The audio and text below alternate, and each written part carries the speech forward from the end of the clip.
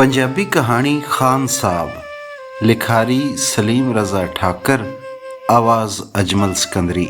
उस कोई 30 साल पहले इंग्लिश विच MA कीता। MA विचों नंबर वल नहीं सन, पर अंग्रेज़ी वल आवन लग पई।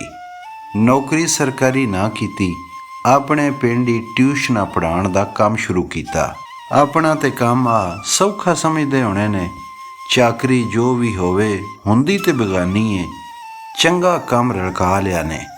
5-7 सालां दी दौड़ भज नाल पिशावर शहर विच एक प्लाट खरीद लिया। उस प्लाट विच एक कमरा बना के अंग्रेज़ी दी ट्यूशन दा काम चुक के शहर लै गया। शहर विच गाहक ते फीस चौखी मिलण लग पई। नाल वाला प्लाट भी खान होरां खरीद लिया। तदों नाल ही इंग्लैंड विच तालीमी ते मुशक्कती वीज़िਆਂ दा काम इस शरत ते खुल गया बई जो जुबान टेस्ट पास करे वो वीज़ा लै। खां होरां सोचिया अंग्रेज़ी ते पहले ही मेरा हाथ बैठा है, क्यों न जबान कोर्स शुरू कर ला। खान होरां इंग्लिश टेस्ट की तैयारी दे इश्तिहार शहर विच लगवा दिते। दिनां विच ही अजड़ां दे अजड़ ही दाखले वाते खां होरां दी बैठ के अपड़ गए। वीज़ा जे इंग्लैंड दा सी। खान साहब ने रात दे 12 बजे तक दबाव सट विच ही अंग्रेज़ी दी ट्यूशन ते विच ही जुबान कोर्स।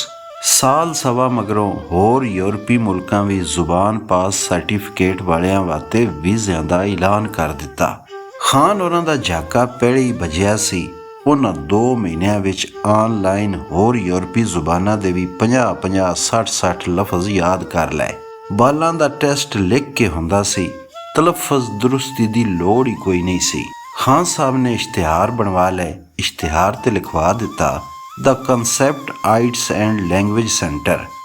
कोरियन, जापानी, German, Italian, French, Spanish, PTE online classes, physical classes, Tali Chowk Peshawar. पूरे शहर पिशावर विच एक ही अकैडमी। कोई जो फीस दे सकदा सी उस कोलों ओ ही लै लैनी। भली तबीयत करके खान साहब ने कलियां होण कारण भी लुट कोई न पाई। सिखुआं दा ही अंत बनना कोई न रहा। खान होरां कोल नोटां दे ढेर जमा हो गए। शहर विच मौजूद बैंकां दे मैनेजर टैलीफोनां ते मिलण लई टाइम मंगण लग पए। 8-10 सालां विच ही उसने कनाल दे 2 जोड़वें प्लाटां विच सोहणी कोठी पा लई। चढ़दी कला दे डंगां विच एक दिन डीगर वेले नाल खान साहब अपने कोर्स पास करन वाले तालबियां नूं कहण लगे, तुहाडा अज आखिरी डंग है, शाम नूं 6 वजे फेर इकट्ठे हो जाओ ते मेरे वल्लों खाना खा लो। वो शागिर्द सन, उन्हां के ना करनी सी। खान साहब ने अपने उस वड्डे लान विच कुर्सियां लगवा दित्तियां, जिस दा एक हिस्सा ते खान साहब दीयां वड्डियां निक्कियां गड्डियां, दूजा बालां ते घर दे सवाने टब्बर दे खेडण लई झूलियां मलिया होया सी ते तीजा हिस्सा खान साहब दे लाडले शागिर्दां वास्ते तैयार हो गया। शाम लागे शागिर्द आवन लग पे। खान साहब ने हस के उन्हां नूं जी आमदन किया। बूहे अगों वसूल करन ते सोफे ते भाड़ के आए दी जान छड्डण। चोखे चावां दी गल होवे ते इंज ही हुंदा है। सारे संगी आ गए। थोड़ी जी गप हुई। साइडां ते तरह दे खाने लग गए। पड़ां विच ही पूरा लान जरदाई ते बकरियाई खुशबूआं नाल कन्नो कन्न हो गया। नौकर आवाज़ लाई, खाना खा लो। खान साहब अगे लगे ते पिछे सारे पिराने बूफियां वल रल के पिराणियां खाना लै लिया। फिर खान साहब दी वारी आई। उन्हां हर पिराणे दी थाली विच ये कह के एक 2 बोटियां रखण दा चारा कीता, वही इंज दी बोटी बहुत स्वादी हुंदी है। रोटी खा के बंदे बह गए।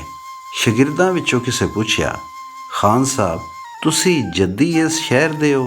खान साहब क्या नहीं, पिशावर तो 17 किलोमीटर दूर मेरा पिंड है जिसका नाम नेकापुर है। मेरे वालिद साहब रेलवे दे कच्चे मुलाजम सन। उन्हां दी मुलाजमत रेल दी पटड़ी ते ठेले नूं धक्का लाण दी सी। उन्हां दियां महीने विच 20 कोई दिहाड़ियां लग जांदियां सन। हर महीने लैण तो पैर तिलकण या कोई पत्थर लग जावन नाल मेरे प्यो नूं छुट्टियां करनियां पैंदियां सन। वालिद जख्मी हो के छुट्टी करन आई, भावें किसे काम नूं, उन्हां नूं दिहाड़ी नहीं सी मिलदी। जदों उन्हां नूं दिहाड़ी नहीं सी मिलदी, उस दिन सानूं रोटी भी नहीं सी मिलदी। ਜਦੋਂ ਉਹਨਾਂ ਦਾ ਵਿਆਹ ਹੋਇਆ ਤੇ ਉਹਨਾਂ ਰੇਲਵੇ ਦੇ ਗੈਰ ਆਬਾਦ ਕੁਆਟਰਾਂ ਵਿੱਚੋਂ ਇੱਕ ਕੁਆਟਰ, ਜਿਸ ਦੀ ਹਾਲਤ ਦੂਜਿਆਂ ਨਾਲੋਂ ਕੁਝ ਚੰਗੀ ਸੀ, ਉਸ ਵਿੱਚ ਮੇਰੀ ਮਾਂ ਨੂੰ ਲਿਆ ਰੱਖਿਆ। ਕੁਆਟਰ ਦੀ ਹਾਲਤ ਕੁਝ ਚੰਗੀ ਦਾ ਮਤਲਬ ਇਹ ਡਿੱਗਣ ਵਾਲਾ ਨਹੀਂ ਸੀ। ਉਂਝ ਉਸ ਦੇ ਬੂਹੇ ਬਾਰੀਆਂ ਕੋਈ ਨਹੀਂ ਸਨ ਤੇ ਗੈਰ ਆਬਾਦ ਵਿੱਚ ਬਿਜਲੀ ਕੀ ਹੋਣੀ ਸੀ। ਸਾਡੇ ਕੁਆਟਰ ਦੇ ਨਾਲ ਸੜਕ ਸੀ। ਸੜਕ ਦੇ ਦੂਜੇ ਪਾਸੇ ਸਟੇਸ਼ਨ ਮਾਸਟਰ ਦਾ ਘਰ ਹੁੰਦਾ ਸੀ। ਉਸ ਦੇ ਘਰ ਅੰਦਰ 10-12 ਬਲਬ ਤੇ ਬਾਹਰ ਦੇ ਗੇਟ ਅੱਗੇ 2 ਰਾਤ ਸਾਰੀ ਬਲਦੇ ਸੀ। ਸਾਡੇ ਘਰ ਮਿੱਟੀ ਦਾ ਦੀਵਾ ਸੀ। ਜਦੋਂ ਉਸ ਵਿੱਚ ਪਾਵਣ ਵਾਸਤੇ ਤੇਲ ਹੁੰਦਾ ਸੀ ਤੇ ਉਹ ਬਲ ਪੈਂਦਾ ਸੀ। ਬਹੁਤੇ ਦਿਨ ਉਹ ਨਹੀਂ ਬਲਦਾ ਸੀ। ਏਡੀ ਲੋੜ ਵੀ ਨਹੀਂ ਸੀ, ਕਿਉਂ ਜੇ ਸਟੇਸ਼ਨ ਮਾਸਟਰ ਦੇ ਗੇਟ ਤੇ ਲੱਗੇ 2 ਬਲਬਾਂ ਦੀਆਂ ਨਜ਼ਰਾਂ ਸਾਡੇ ਕੁਆਟਰ ਤੇ ਲੱਗੀਆਂ ਰਹਿੰਦੀਆਂ ਸਨ। ਮੈਂ 5 ਸਾਲਾਂ ਦਾ ਹੋਇਆ ਤੇ ਮੇਰੇ ਬਾਪ ਨੇ ਮੈਨੂੰ ਪਿਸ਼ਾਵਰ ਰੇਲਵੇ ਸਕੂਲ ਦਾਖਲ ਕਰਵਾ ਦਿੱਤਾ। ਸਕੂਲ ਵਿੱਚ ਮੈਨੂੰ ਉਰਦੂ ਦਾ ਸਬਕ ਆ ਜਾਂਦਾ ਸੀ ਤੇ ਦੂਜੇ ਨਹੀਂ ਹੁੰਦੇ ਸਨ। ਜਦੋਂ ਤੀਜੀ ਜਮਾਤ ਪੜ੍ਹਦਾ ਸੀ ਤੇ ਮੇਰੇ ਪਿੱਛੇ ਬੇਬੂਆ ਬਾਰੀ ਕੁਆਟਰ ਵਿੱਚ 3 ਭਾਈ ਹੋਰ ਵੀ ਹੋ ਚੁੱਕੇ ਸਨ। ਰਾਤ ਨੂੰ ਸਾਡੇ ਘਰ ਦੀਵਾ ਤੇ ਕਈ ਵਾਰੀ ਨਹੀਂ ਹੁੰਦਾ ਸੀ ਤੇ ਕਦੀ ਆਟਾ ਵੀ। ਮੈਨੂੰ ਯਾਦ ਹੈ, ਮੈਂ ਕਈ ਵਾਰੀ ਸਟੇਸ਼ਨ ਮਾਸਟਰ ਦੇ ਘਰ ਜਾ ਕੇ ਸਟੇਸ਼ਨ ਮਾਸਟਰੀ ਨੂੰ ਦੱਸਦਾ ਸੀ ਅੱਜ ਸਾਡੇ ਘਰ ਆਟਾ ਨਹੀਂ, ਤੇ ਉਹ ਮੈਨੂੰ ਮੇਰੇ ਕੁੜਤੇ ਦੀ ਝੋਲੀ ਵਿੱਚ 1-2 ਕਿਲੋ ਆਟਾ ਪਾ ਦਿੰਦੀ ਸੀ। ਆਪਣੇ ਘਰ ਦੀਵਾ ਨਾ ਹੋਣ ਕਾਰਨ ਮੈਂ ਸਟੇਸ਼ਨ ਮਾਸਟਰ ਦੇ ਬੂਹੇ ਅੱਗੇ ਲੱਗੇ ਬਲਬ ਥੱਲੇ ਬਹਿ ਕੇ ਪੜ੍ਹਦਾ ਸੀ।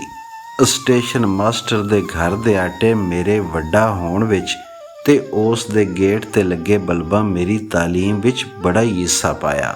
ਜਦੋਂ ਵੀ ਮੈਂ ਆਟਾ ਮੰਗਣ ਜਾਂ ਸੜਕ ਤੇ ਬਲਬਾਂ ਥੱਲੇ ਬਹਿ ਕੇ ਪੜ੍ਹਦਾ ਸੀ, ਸਟੇਸ਼ਨ ਮਾਸਟਰ ਤੇ ਉਸ ਦੀ ਘਰਵਾਲੀ ਸਿਵਾਏ ਮਦਦ ਕਰਨ ਤੇ ਮਾੜੀ ਜਿਹੀ ਮੁਸਕਾਨ ਦੇ ਹੋਰ ਕੁਝ ਨਹੀਂ ਕਰਦੇ ਸੀ।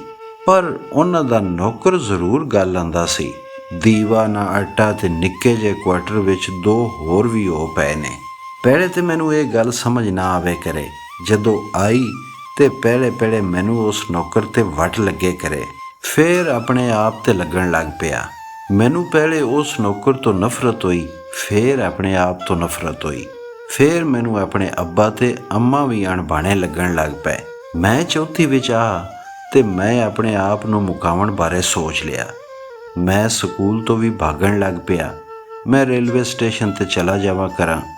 ਰੇਲ ਦੇ ਆਉਣ ਤੋਂ ਪਹਿਲੇ ਇਹ ਸਲਾਹ ਪੱਕੀ ਕਰ ਲਵਾਂ ਕਰਾਂ, ਬਈ ਅੱਜ ਮੈਂ ਰੇਲ ਅੱਗੇ ਲੰਮੇ ਪੈ ਕੇ ਆਪਣੇ ਨਾਲ ਚਿਮੜੀ ਗੱਲ ਦੀਵਾ ਨਾ ਆਟਾ ਤੇ ਨਿੱਕੇ ਜਿਹੇ ਕੁਆਟਰ ਵਿੱਚ 2 ਹੋਰ ਵੀ ਹੋ ਪਏ ਨੇ ਨੂੰ ਮੁਕਾ ਦੇਣਾ ਹੈ।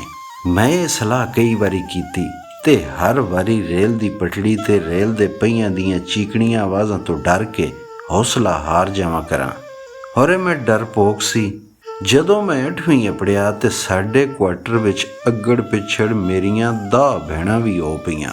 ਉਸ ਦੇ ਨਾਲ ਹੀ ਮੇਰੇ ਬਾਪ ਨੇ ਕੁਆਟਰ ਵਿੱਚੋਂ ਡੇਰਾ ਪਟਿਆ ਤੇ ਪਿੱਛੇ ਆਪਣੇ ਪਿੰਡ ਜਾ ਕੇ ਲਾ ਲਿਆ। ਪਤਾ ਨਹੀਂ ਉਸ ਇਹ ਸੋਚਿਆ ਕਿ ਇਸ ਕੁਆਟਰ ਵਿੱਚ ਹੁਣ ਹੋਰ ਬਾਲਾਂ ਨੂੰ ਜਮਾਵਣ ਦੀ ਥਾਂ ਕੋਈ ਨਹੀਂ ਜਾਂ ਕੋਈ ਹੋਰ ਸਬਬ ਸੀ। ਮੈਨੂੰ ਇਸ ਗੱਲ ਦਾ ਪੂਰਾ ਪਤਾ ਨਹੀਂ। ਉਂਝ ਰੇਲ ਦੀ ਪਟੜੀ ਤੋਂ ਡਿੱਗ ਕੇ 3-3 4-4 ਵਾਰੀ ਗਿੱਟੇ ਟਲ ਚੁੱਕੇ ਸਨ ਤੇ ਪੱਥਰਾਂ ਦੀਆਂ ਗਸਰਾਂ ਤੇ ਸਾਰੇ ਜੁੱਸੇ ਤੇ ਸਨ। ਪਿੰਡ ਜਾ ਕੇ ਨਿੱਕਾ ਮੋਟਾ ਜ਼ਮੀਨਦਾਰਾਂ ਨਾਲ ਚੱਲ ਪਿਆ। ਆਟਾ ਮੰਗਣ ਤੋਂ ਜਾਨ ਛੁੱਟ ਗਈ। ਪਿੰਡ ਵਿੱਚ ਬਲਬ ਕਿਸੇ ਦੇ ਘਰ ਆ ਹੀ ਨਹੀਂ ਤੇ ਦੀਵਾ ਸਾਡੇ ਵੀ ਆਹਾ। ਮਾਂ ਨੇ 15-20 ਕੁਕੜੀਆਂ ਪਾ ਲਈਆਂ। ਮੈਂ 10 ਕਿਲੋਮੀਟਰ ਦੂਰ ਸਕੂਲ ਦਾਖਲਾ ਲੈਣ ਦਾ ਕਿਹਾ। ਮੇਰਾ ਆਖਿਆ ਸੁਣ ਕੇ ਮਾਂ ਨੂੰ ਚਾਅ ਲੱਗਾ। ਕਿਤਾਬਾਂ ਦੇ ਪੈਸੇ ਮਸਲਾ ਬਣ ਗਏ। ਮਾਂ ਨੇ 3-4 ਡੰਗਾਂ ਦੇ ਅੰਡੇ ਜੋੜ ਕੇ ਕਿਸੇ ਦੁਕਾਨਦਾਰ ਨੂੰ ਵੇਚੇ ਤੇ ਮੇਰੇ ਸਕੂਲ ਦਾਖਲੇ ਤੇ ਕਿਤਾਬਾਂ ਦਾ ਮਸਲਾ ਹੱਲ ਹੋ ਗਿਆ। ਮੈਂ ਅੰਗਰੇਜ਼ੀ ਤੇ ਉਰਦੂ ਦਾ ਚੰਗਾ ਸੀ ਤੇ ਬਾਕੀ ਦਿਆਂ ਵਿੱਚੋਂ ਕਦੀ 35 ਤੇ ਕਦੀ 40 ਨੰਬਰ ਲੈ ਲੈਣੇ। ਮੈਂ ਨਾਲ ਬਾਲਾਂ ਦੀ ਟਿਊਸ਼ਨ ਚਲਾ ਦਿੱਤੀ। 10 ਕਿਲੋਮੀਟਰ ਰੋਜ਼ ਟੁਰਦਾ ਸਕੂਲ ਜਾਵਾਂ ਤੇ ਟੁਰਦਾ ਆਵਾਂ। 2 ਸਾਲਾਂ ਮਗਰੋਂ ਮੈਟ੍ਰਿਕ ਹੋ ਗਿਆ। ਮੈਂ ਕਾਲਜ ਦਾਖਲੇ ਬਾਰੇ ਸੋਚਣ ਲੱਗ ਪਿਆ। ਸਾਡੇ ਪਿੰਡੋਂ ਕਾਲਜ ਦਾ 15 ਕਿਲੋਮੀਟਰ ਪੈਂਡਾ ਬਣਦਾ ਸੀ। ਕਿਤਾਬਾਂ ਦਾਖਲਾ ਵੱਖਰਾ। ਮੈਂ ਇੱਕ ਮੁੰਡਾ ਜਿਹੜਾ ਮੇਰੇ ਕੋਲ ਮੁਫਤ 10ਵੀਂ ਜਮਾਤ ਦੀ ਟਿਊਸ਼ਨ ਪੜ੍ਹਦਾ ਸੀ, ਉਸ ਨੂੰ ਕਿਹਾ ਬਈ ਜੇ ਤੂੰ ਮੈਨੂੰ ਆਪਣੇ ਸਕੂਲ ਦੀ ਇੱਕ ਸਾਈਕਲ ਤੇ ਲੈ ਜਾਏ ਕਰੇ ਤੇ ਮੈਂ ਕਾਲਜ ਦਾਖਲਾ ਲੈ ਲਾਂ। ਉਸ ਹਾਮੀ ਭਰ ਲਈ। ਉਸ ਹਾਮੀ ਭਰੀ ਤੇ ਨਾਲ ਹੀ ਮੇਰੀ ਮਾਂ ਨੇ ਇੱਕ ਵਾਰੀ ਫੇਰ ਕੁਕੜੀਆਂ ਦੇ ਆਂਡੜੇ ਜਮ੍ਹਾਂ ਕਰਨੇ ਸ਼ੁਰੂ ਕਰ ਦਿੱਤੇ। ਮੈਂ ਕਾਲਜ ਦਾਖਲ ਹੋ ਗਿਆ। 10 ਕਿਲੋਮੀਟਰ ਸਾਈਕਲ 'ਤੇ ਜਾਣਾ ਤੇ ਸਾਈਕਲੋਂ ਢਲ ਕੇ 5 ਕਿਲੋਮੀਟਰ ਦੀ ਛੋਟ ਲਾ ਦੇਣੀ।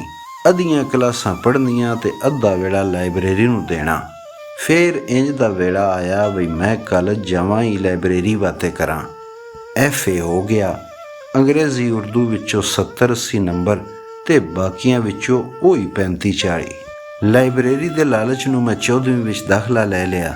ਅੰਮਾ ਰੋਜ਼ ਮੈਨੂੰ 2 ਅੰਡੜੇ ਖਵਾਲ ਸੜੇ ਕਰੇ ਤੇ ਮੈਂ ਰੋਜ਼ਾਨਾ 15 ਕਿਲੋਮੀਟਰ ਪੈਦਲ ਦੇਹ ਚੜ੍ਹਨ ਤੋਂ ਅੱਧਾ ਘੰਟਾ ਪਹਿਲੇ 12 ਮਹੀਨੇ ਮੈਂ ਸ਼ਹਿਰ ਦੇ ਰਾਏ। BA ਵਿੱਚ ਦਾਖਲੇ ਮਗਰੋਂ ਮੈਂ ਇੱਕ ਹੋਰ ਕੰਮ ਵੀ ਕੀਤਾ। ਕਿਤਾਬਾਂ ਦੀ ਇੱਕ ਮਸ਼ਹੂਰ ਦੁਕਾਨ 'ਤੇ ਰਾਬਤਾ ਕੀਤਾ।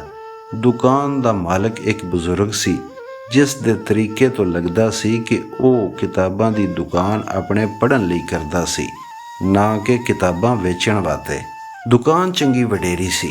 ਮੈਨੂੰ ਬਾਅਦ 'ਚ ਪਤਾ ਲੱਗਾ ਕਿ ਉਹ ਦੁਕਾਨ ਪਿਸ਼ਾਵਰ ਦੀ ਕਿਤਾਬਾਂ ਦੀ ਸਭ ਤੋਂ ਵੱਡੀ ਦੁਕਾਨ ਸੀ। ਦੁਕਾਨ ਦੇ ਇੱਕ ਕੋਨੇ 'ਚ ਉਸ ਆਪਣਾ ਵੱਡਾ ਮੇਜ਼ ਤੇ ਕੁਰਸੀ ਰੱਖੇ ਹੋਏ ਸਨ। ਮੇਜ਼ 'ਤੇ ਇੱਕ ਖੁੱਲ੍ਹੀ ਹੋਈ ਕਿਤਾਬ ਤੇ ਮੂੰਹ ਬੰਦ ਕਾਹਵੇ ਦਾ ਥਰਮਾਸ ਹਰ ਵੇਲੇ ਪਿਆ ਰਹਿੰਦਾ ਸੀ। ਉਹ ਦੁਕਾਨ 'ਤੇ ਮੇਰੀ ਲੋੜ ਨਹੀਂ ਮਹਿਸੂਸਦਾ ਸੀ, ਪਰ ਜਦ ਮੈਂ ਉਸ ਨਾਲ ਕਿਤਾਬਾਂ ਦੀਆਂ ਗੱਲਾਂ ਕੀਤੀਆਂ ਤੇ ਉਸ ਮੈਨੂੰ ਵੀ ਆਪਣੇ ਜਿਹਾ ਸਮਝ ਕੇ 20 ਰੁਪਏ ਜੁਮਰਾਤ 'ਤੇ ਨੌਕਰ ਰੱਖ ਲਿਆ। ਮਾਲਕ ਦੁਕਾਨ ਕੋਲ ਜਦ ਕੋਈ ਕਿਤਾਬੀ ਕੀੜਾ ਆਂਦਾ ਸੀ, ਉਸ ਨੇ ਕਾਲੇ ਫਰੇਮ ਵਾਲੀ ਕਰੀਬ ਨਜ਼ਰੀ ਦੇ ਉੱਪਰ ਤੋਂ ਆਪਣੇ ਵੱਡੇ ਵੱਡੇ ਭਫੜਾਂ ਦੇ ਥੱਲੇ ਤੋਂ ਗਾਹਕ ਨੂੰ ਇੱਕ ਵਾਰੀ ਵੇਖਣਾ, ਨਾਲ ਕਹਿਣਾ ਕਾਹਵਾ ਪੀਓ ਦੇ। ਗਾਹਕ ਆਖਣਾ ਨਹੀਂ ਜੀ, ਬਸ ਕਿਤਾਬ ਲੈਣੀ ਹੈ, ਵੇਖ ਲਓ ਸਾਰੀਆਂ ਉਹ ਪਈਆਂ ਜੇ। ਉਸ ਇਹ ਕਹਿਣ ਮਗਰੋਂ ਆਪੂ ਫੇਰ ਆਪਣੇ ਅੱਗੇ ਰੱਖੀ ਕਿਤਾਬ ਨੂੰ ਜੁੜ ਜਾਣਾ। ਜਦੋਂ ਮੈਂ ਦੁਕਾਨ 'ਤੇ ਨੌਕਰੀ ਸ਼ੁਰੂ ਕਰ ਲਈ ਤੇ ਮੇਰਾ ਆਪਣਾ ਕਿਤਾਬੀ ਸ਼ੌਕ ਸੀ। ਮੈਂ ਕਿਤਾਬ ਲੈ ਕੇ ਬੈਂਚ 'ਤੇ ਬਹਿ ਜਾਣਾ ਜਾਂ ਕਿਸੇ ਗਾਹਕ ਦੁਕਾਨ ਵਿੱਚ ਆਣਾ, ਮੈਂ ਉਸ ਨੂੰ ਸਲਾਮ ਨਾਲ ਹੱਸ ਕੇ ਵਸੂਲਣਾ, ਚਾਹ ਦਾ ਪੁੱਛਣਾ, ਨਾਲ ਹੀ ਉਸ ਕੋਲੋਂ ਚਾਹੀਦੀ ਕਿਤਾਬ ਦਾ ਪਤਾ ਕਰ ਲੈਣਾ ਤੇ ਪਕੜੀ ਉਂਝ ਦੀਆਂ ਕਿਤਾਬਾਂ ਦੇ ਰੈਕ ਕੋਲ ਲੈ ਜਾਣਾ।